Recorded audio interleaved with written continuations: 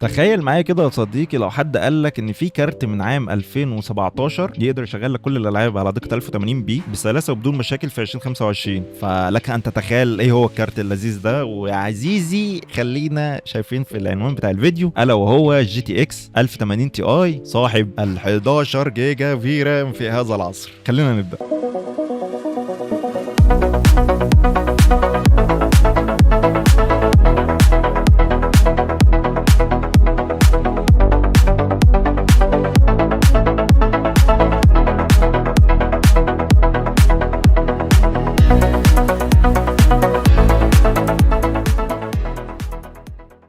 طيب نرجع بقى للواقع 2025. الكارت بيقدم وما زال بيقدم برضه اداء محترم جدا، خصوصا في الالعاب ال 1080 بي وال 1440 بي.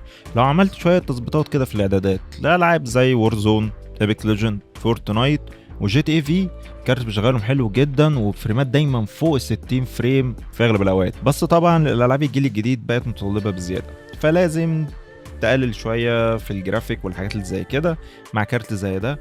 غير كده كمان الكارت شويه بيعاني في الالعاب الجديده والالعاب الحديثه بمعنى صح زي ستار فيلد او سايبر بانك. لازم تنزل شويه في السيتنج او تظبطها انت بطريقه معينه تخليها بشكل احسن ويديك فريمات بشكل ممتاز. لو جينا دلوقتي بصينا على الكارت ده دلوقتي وسعره والتواجد بتاعه والتوفر بتاعه، طبعا الكارت ده في منه دلوقتي في المستعمل بشكل نوعا ما كبير، وهتلاقي منه موديلات كتير وهتلاقي منه نسخ كتير جدا، فهتحتار تختار انهي موديل. وانا دايما برشح اللي تختاره هات حاجه حالتها كويسه وبسعر كويس وطز في الشكل، يعني سيب الشكل ده في الاخر يعني. طيب النهارده تلاقي كارت زي ده بسعر يتراوح ما بين 9 ل 10، ولو حاله كويسه جدا هتلاقيه وصل لل 11. بس يعني لو 11 تبدا تفكر شويه تقريبا على حسب الحاله، وده سعر ممتاز مقابل الاداء اللي بتاخده، خاصه لو جهازك مش بي سي اي جين 4. لا، لان الكارت ده فيه ميزه حلوه جدا قوي ان هو بي سي اي جين 3، وده زي ما انا قلت قبل كده هيكون كويس بالنسبه للاستيراد او بالنسبه لو انت تجميعتك لو بادجت على الاخر والمذر بورد عندك ما بتدعمش غير بي سي اي جين 3. ولو عندك باور قوي الكارت ده مش متطلب قوي، يعني هو تقريبا بياخد له 250 واط على الويب سايت، فالى حد ما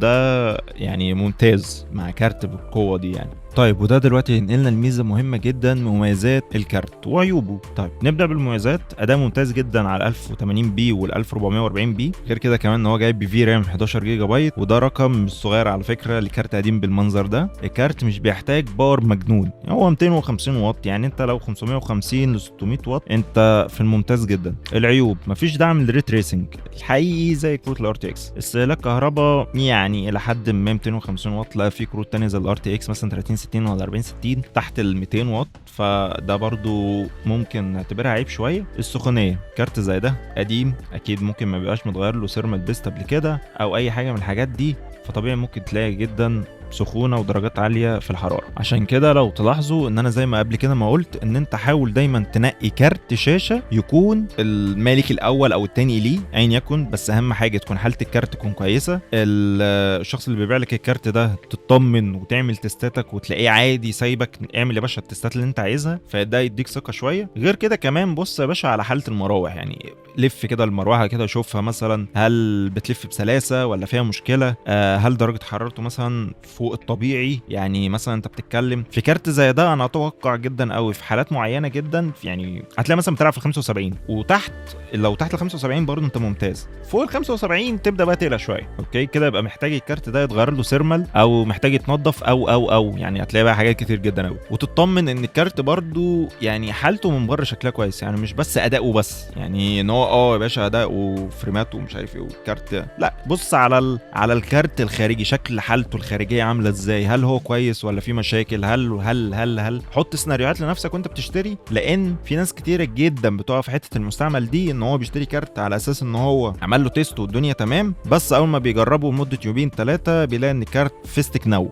ريح منه. فحاول ان انت تاخد حذرك وانت بتشتري. وغير كده كمان حاول ان انت تفصفص قوي في الكارت، يعني دقق قوي في اصغر التفاصيل فيه واساله، قول له مثلا دي بسبب ايه او دي كذا او دي. حاول ان انت تطلع بمعلومات، وحاول ان هو وانت بتشوف رده حاول ان انت برضو تشوف رده، هل هو مثلا رده مقنع، هل هو مثلا بيحاول يداري حاجه. التفاصيل دي بتبان وهتدعي لي عليها. ودلوقتي نروح لاحسن فقره بالنسبه لي، وهل الكارت ده مناسب لمين ومين اللي يبقى محتاجه اكتر. لو انت من الناس اللي هم الجيمرز على ميزانيه بسيطه جدا وبتحب تلعب العاب تنافسيه زي بابجي، سيس جو، فورتنايت، فالورنت، الكارت ده هيكون مناسب جدا ليك، لانه هيديك طبعا في الالعاب دي فريمات عاليه جدا. تمام. غير كده كمان انه اداؤه محترم جدا بسبب الفي رام برضو، وبسبب برضو الكوده بتاعته محترمه برضو. ففي شويه حبشتكنات كده في الكارت ده مميزه. غير كده كمان لو انت بقى بتلعب الالعاب الستوري والحاجات اللي زي كده والتختيم والجو ده، برضو الكارت ده ليك. العيب بس في الكارت ده ان لو الناس اللي بتحب الري تريسنج او الدي ال اس اس هيبقى مختصر بس على الكروت اللي هي الار تي اكس. انما بالنسبه لالعاب التختيم وكده